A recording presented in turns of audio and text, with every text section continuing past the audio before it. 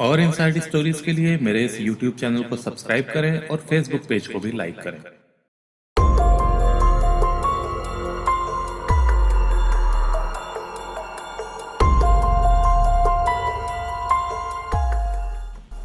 ये घटना है आजमगढ़ के इब्राहिमपुर भलवरिया गांव की। ये आजमगढ़ का एक मुस्लिम बाहुल्य गांव है, जहां इरफान और उसके बाकी 3 भाई इरशाद, इकबाल और इमरान रहते थे। इनके पिता अब्दुल कय्यूम ने अपने जमीन का बंटवारा इन तीनों में बराबर किया था। इनमें से 3 भाई अपने गांव के पैतृक मकान में रहते थे, जबकि इरफान गांव के बाहर खेत में एक 3 शेड वाले मकान में अपनी बीवी और बच्चों के साथ रहता था। इरफान और सादिया की शादी आज से कुछ 10 साल पहले हुई थी। सादिया गरीब परिवार की एक खूबसूरत लड़की थी। इरफान का सादिया के घर आना जाना रहता था और इसी बीच दोनों एक दूसरे को पसंद करने लगे और फिर दोनों परिवारों ने इनकी शादी करवा दी। समय के साथ दोनों के 3 बच्चे हुए, जो कि गांव के मदरसे में पढ़ने जाते थे और इरफान खेती के अलावा दरी बुनने का काम भी करता था। अनीस इरफान का एक अच्छा दोस्त था। 25 नवंबर 2019 की बात है, जब अनीस ने इरफान को कई बार फोन किया मगर उसका फोन नहीं उठा। फोन ना उठने की वजह से अनीस उससे मिलने उसके घर चला गया और इरफान को कई बार आवाज लगाई मगर वो बाहर नहीं आया। अनीस को कुछ चिंता सी हो गई और फिर जब उसने खिड़की से झांक कर देखा तो इरफान की बीवी सादिया का हाथ दिखा। उसको ऐसा लगा कि इस घर में जरूर कुछ ना कुछ अनहोनी जरूर हुई है, इसलिए उसने गांव के प्रधान सलाहुद्दीन और इरफान के भाइयों को इस बारे में सूचना दी। इन सबके पहुंचने के बाद पुलिस को भी बुलाया गया। इरफान का घर गांव के बाहर एक खेत के बीचों बीच में था, जहां अभी तक भीड़ लग चुकी थी। पुलिस के अंदर पहुंचने पर जो सामने था वो भयानक था। घर के अंदर 3 लाशें और 2 घायल बच्चे थे। लाशें थी इरफान, उसकी पत्नी सादिया और 4 महीने की बेटी नूर अयान की। घायल बच्चे भी इरफान के ही थे, 5 साल का मोहम्मद अमन और 10 साल की अमायरा। दोनों के सर पर गहरे घाव थे।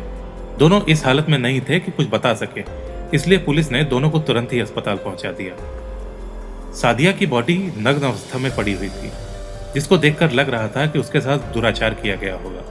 हालांकि बाद में पोस्टमार्टम रिपोर्ट से यह कन्फर्म भी हो गया था। सादिया और इरफान की उम्र 32 और 35 वर्ष थी। 4 महीने की बेटी की मौत दम घुटने से हुई लग रही थी। तीनों शवों को पोस्टमार्टम करने के बाद कब्रिस्तान में दफन कर दिया गया था और पोस्टमार्टम से यह पुष्टि हो गई थी कि सादिया की मृत्यु अधिक खून बहने से हुई थी और उसके साथ दुराचार भी किया गया था। इरफान की मृत्यु दिमाग की नस फटने से हुई थी और 4 महीने की नूर बिस्तरों के बीच दब जाने के कारण चल बसी थी। कार्रवाई को पूरे करते हुए पुलिस ने सबसे पहले इरफान के भाइयों से यह जानने की कोशिश की कि उसकी किसी से कोई दुश्मनी थी क्या, कोई ऐसी बात जिसको लेकर इरफान के अलावा उसकी बीवी और बच्चे को भी मार दिया गया। इसी बीच पुलिस ने इसे नाजायज संबंधों से जुड़ा केस मानते हुए सादिया के बारे में मोहल्ले में पूछताछ की तो पता चला कि सादिया एक मिलनसार महिला थी और घर के बाहर ज्यादा नहीं निकलती थी। अफेयर को लेकर लोगों का और इरफान के भाइयों का कहना था कि वो सरल स्वभाव की महिला थी और अपने परिवार और पति के प्रति समर्पित थी, इसलिए नाजायज रिश्तों वाले एंगल को इन हत्याओं से जोड़ना ठीक नहीं है। पुलिस ने जांच के लिए स्निफर डॉग भी मंगवाए थे। उनमें से एक कुत्ता घटनास्थल को सूंघने के बाद एक आदमी की तरफ लपका और वो युवक डर के मारे वहां से भाग गया। पुलिस ने लोगों से पूछा कि वो कौन है तो पता चला कि यह नटबस्ती का इम्तियाज अहमद है और यह आदमी सच में ऐसा कर भी सकता है। बाद में जब पुलिस ने उसको पकड़कर पूछताछ की तो ना तो उसके बयान से कुछ क्लियर हो पाया और ना ही पुलिस को उसके खिलाफ कुछ मिला। इरफान की बेटी अमायरा के होश में आने के बाद पुलिस इम्तियाज को अस्पताल शिनाख्त के लिए ले गई, मगर अमायरा उसे देखकर कंफ्यूज हो गई और बोली शायद ये वही आदमी है। दोनों बच्चे बयान देने की स्थिति में आ चुके थे और जब पुलिस ने अमायरा का बयान लिया तो उसने बताया कि घर में रात में एक चोर घुस आया था। वो रात में प्यास की वजह से नींद से उठी, अपनी मम्मी से पानी मांगा तो उस चोर ने उसको दबोचकर सर पे ईंट मारा, जिससे कि वो बेहोश हो गई। अमायरा ने यह भी बताया कि उस आदमी ने उसके साथ गंदा काम किया था। अब पुलिस ने वारदात वाले उस एरिया में जो भी मोबाइल एक्टिव थे उनकी लिस्ट निकलवाई और तब पता चला कि एक मोबाइल था जो कि उस रात इलाके में 3 घंटे तक एक्टिव था। जब मोबाइल नंबर्स की डिटेल्स निकाली गई तो पता चला कि वो मोबाइल नजीरुद्दीन उर्फ अव्वा पव्वा का था, जो कि गांव का ही रहने वाला एक आदमी था। नजीरुद्दीन अब घटना का मुख्य संदिग्ध था। पुलिस ने उसके बारे में और जानकारी जुटाने के लिए उसी की भाभी जुबेदा को उसके पीछे लगा दिया। इसके बाद नजीरुद्दीन ने उसे खुद बताया कि ये करतूत उसी ने की है। उसने जुबेदा को सादिया का उस रात का एक वीडियो भी दिखाया।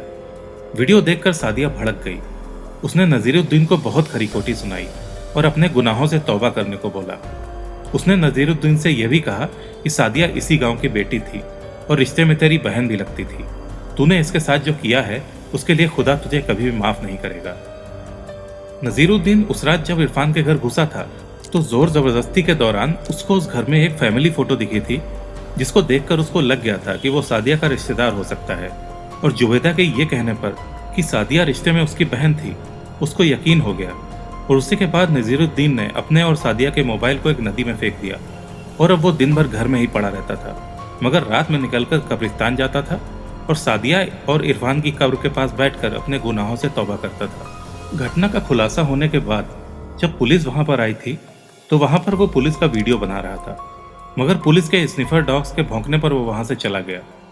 वो डर गया था कि पुलिस उस तक पहुंच सकती है, तभी वो दिन भर घर से नहीं निकलता था। 2 दिसंबर को पुलिस ने नजीरुद्दीन को हिरासत में ले लिया और शिनाख्त के लिए उसको अमायरा के पास अस्पताल ले गए। वो उसको देखते ही चिल्ला पड़ी कि हाँ, ये वही आदमी है जिसने मेरे साथ गंदा काम किया था, इसको छोड़ना नहीं, फांसी पर लटका देना। इसके बाद पुलिस ने उसको तोड़ना शुरू किया तो इसने अपना गुनाह कबूल कर लिया। नजीरुद्दीन इसी गांव में रहता था। इसके पिता का नाम अजीज अहमद और भाई का नाम अजरुद्दीन है। एक तरफ अजरुद्दीन पिता के साथ किसानी करता था, वहीं दूसरी तरफ नजीरुद्दीन सनकी और झगड़ालू आदमी था। नजीरुद्दीन की शादी रेहाना नाम की एक लड़की से हुई थी। शुरू में नजीरुद्दीन कोई काम धंधा नहीं करता था, मगर फिर उसके कुछ दोस्तों ने उसकी वेस्ट बंगाल में मशीन के पार्ट्स बनाने वाली एक कंपनी में नौकरी लगवा दी। हाथ में पैसे आने लगे तो वो ऐयाश हो गया। अब उसको शराब और वेश्यालों की भी लत लग गई थी। वो 3-4 महीनों में एक बार घर आता था, मगर खाली हाथ, क्योंकि सारे पैसे वो अयाशी में उड़ा चुका होता था। इसके अलावा रेहाना से संबंध बनाने के लिए कामवर्धक दवाओं का इस्तेमाल करता था और अप्राकृतिक ढंग से रेहाना से संबंध बनाने की कोशिश करता था, जिसकी वजह से तंग आकर रेहाना अपने घर में रहने चली गई थी। रेहाना के जाने के बाद से वो और ज्यादा बेचैन हो गया था। उसको अपनी हवस बुझाने के लिए कोई भी नहीं मिलता था। उसकी नज़र उसकी भाभी जुबैदा पर भी रहती थी, मगर भाई के डर से कुछ नहीं कर सकता था। इसी सब के चलते एक दिन उसकी नज़र गांव की खूबसूरत महिला सादिया पर पड़ी तो उसका दिमाग खराब हो गया और उसने उसी समय तय कर लिया कि एक न एक दिन वो उसे अपनी हवस का शिकार जरूर बनाएगा। चूंकि इरफान गांव से अलग खेत में एक मकान में रहता था, ऐसे में सादिया को शिकार बनाना ज्यादा आसान था। उसने कई दिन तक सादिया और उसके परिवार की रेकी की और आखिरकार 24 नवंबर को उसने पहले एक मेडिकल शॉप पे जाकर कामोत्तेजक दवा खरीदी। दवा खाने के बाद उसने तय कर लिया कि कुछ भी हो जाए, आज वो सादिया पर अपनी भूख मिटाकर ही रहेगा। रात 10 बजे वो सादिया के घर पहुंचा तो पाया कि पूरा परिवार सो रहा था। घर का दरवाजा एक डंडे के सहारे बंद किया गया था, इसलिए जैसे ही नजीरुद्दीन ने दरवाजा धकेला, डंडा गिरने से इरफान उठ गया। नजीरुद्दीन ने आओ देखा न ताओ और इरफान के ऊपर जोर से ईंट से वार किया, जिससे कि इरफान वहीं पर गिर गया। आवाज सुनकर सादिया की भी आंख खुल गई और ये देखकर नजीरुद्दीन ने उसके सर पर एक जोरदार वार किया, जिससे कि उसका सर फट गया, वो तड़पने लगी। नजीरुद्दीन पर हवस सवार थी, इसलिए उसने सादिया का एक एक कपड़ा उतार के फेंका और अपनी भूख मिटाना शुरू कर दिया। सादिया विरोध करने की हालत में नहीं थी और फिर थोड़ी देर में वो बेहोश हो गई। इसी बीच अमायरा की भी नींद खुल गई।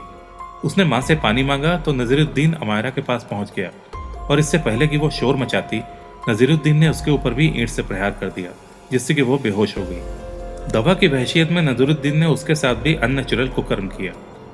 अमायरा दर्द से कराती रही, मगर इस दरिंदे को उस पर कोई तरस नहीं आया।